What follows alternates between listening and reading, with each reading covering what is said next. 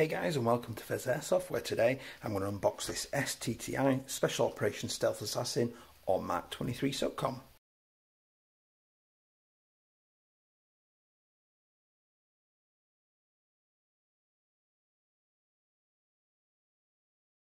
Hey guys, and welcome back. I hope you do enjoy my content today, or if you do enjoy my content at all, please do consider liking and subscribing because it massively helps me out. That said, we'll get started. So this is the next unboxing from my £700 order that I hope you've seen the unboxing of that. If not, go take a look. There was an awful lot of good stuff in there. So we've got today the STTi Mk23 Socom or Special Operations Stealth Assassin. So this is a non-blowback pistol, a clone of the Tokyo Marui, and we'll have a look at the box. Quite standard plain box, just little sort of illustrations of the pistol itself and styrofoam underneath.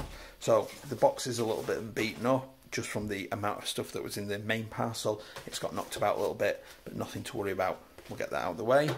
We've then got a little bit of a manual just explaining how to load the BBs and how to stack the BBs correctly, and nice blown up diagrams there of all the inner workings of the trigger mechanism and the hop unit and everything, which is quite handy to have if you're installing aftermarket parts, and showing you how to engage the safety and things.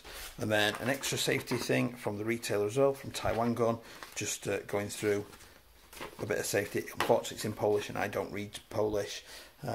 So in the box then we've got a little card flap with some little BBs in there. We'll put those back, never speak of those again. We've got the suppressor, which is very plasticky and has an inner barrel in it, quite strangely. That's obviously not the same as the Tokyo Marui Mk.23. And then there's the pistol itself. Now first thing I want to say is it's huge. That is absolutely enormous, but it's not very heavy. It's not heavy at all, which I'm quite happy with it. It's very big. It does feel a little bit cheap plastic, but it's for £23, £27. You know, you sort of expect it. The magazine does look better made, and it is all metal. It's quite weighty as well, so that's quite nice. The springs, quite responsive and springy. Yeah, quite happy with that. The feed lips look a little bit questionable quality there. Not sure if they'll feed or not, but we'll have a look at that in a minute. That definitely does look very cheap. I'm quite interested by the inner barrel there. So there we've got the Mk23, so we've got the mag release down there. Nice big flat trigger there, nice and comfortable to get your finger around. Similar to the Mk 1 Ruger from KJ Works, it's got quite a lengthy, heavy trigger pull. I assume that's because you're not, you know, sort of, you're only pulling the hammer, and there's no blowback system to release or anything like that. I'll think there's a little bit of gas. Let's just check the valve.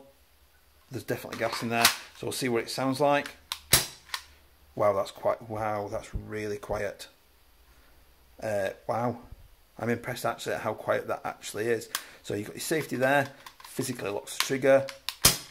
That is really quiet. That's even quieter than the Mk 1 Ruger from KJ Works, and that was quiet. So that's quite impressive. That I'm not sure what a lot of these levers do. I assume they possibly just allow or help towards disassembly. I'm not sure. I'm not a big person for pistols at all, really, other than my electric Glock. So that thread there is not negative thread. It still looks like a 14mm thread, but it's 14mm positive thread, so that's going on the normal rotation. The sights themselves, quite nice and pronounced, quite easy to aim down those sights. The suppressor itself probably adds almost the same length again on top, so it's going to make it quite a long piece if you're running that. That said, it's that quiet with that on, I'm not convinced you're going to need it. Now I have had experience with the Mk23 Socom, the proper Tokyo Marui one, and that performs really well, especially with a couple of upgrades. That's actually even quieter with that on, considering there's an inner barrel in them. I'm impressed at how much quieter that is. So I'll go and get this chronoed. I'll come back in a second and update you. So I'm back from the chrono now, and I've fed some 0.2 gram BBs through this with and without the suppressor. Pleasantly surprised that without the suppressor, unlike the Mk 1 Ruger, it is nice and sight safe. It was doing about 320. Oh no, it wasn't at all. It's doing about 290 FPS, around towards 300, and that's on about a 22 degree ambient temperature using neutral green gas and some Blaster 0.2 gram BBs. Now, I then attached the suppressor with the inner barrel and tried it again, and it raised the FPS to over 360. So it was doing about 365, 370 FPS. So with the suppressor on, you are running a real risk that you could be over FPS limits for UK sites in particular. I haven't set the hop or anything, so it could be that you know, by setting the hop, it could bring it down, but you're probably better off getting rid of this or removing the inner barrel or buying another suppressor with a positive thread on it. A lot of the Chinese watt suppressors now come with changeable end plates between negative and positive threads.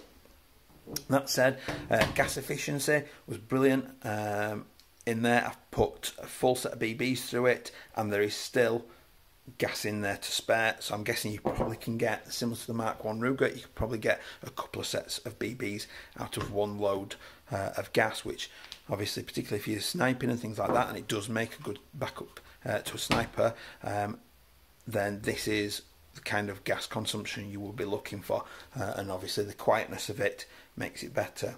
Now, I am aware, and a few of my users have commented, particularly on the £700 unboxing when this came out, that this is largely compatible with Tokyo Marui Mk.23 parts and aftermarket parts. So if you are looking for the upgraded hop unit by double tap designs and people like that, I believe they will fit. I think the Tokyo Marui magazines do fit, but may need a bit of modification, or maybe it's this magazine that needs modification for the TM Mk.23. But looks great. It was quite nice to shoot it when I was shooting on the chrono, and hopefully I'll get a chance to use it soon. I'll leave you the usual pictures in a second. Please do like and subscribe, and I'll see you next time. Bye.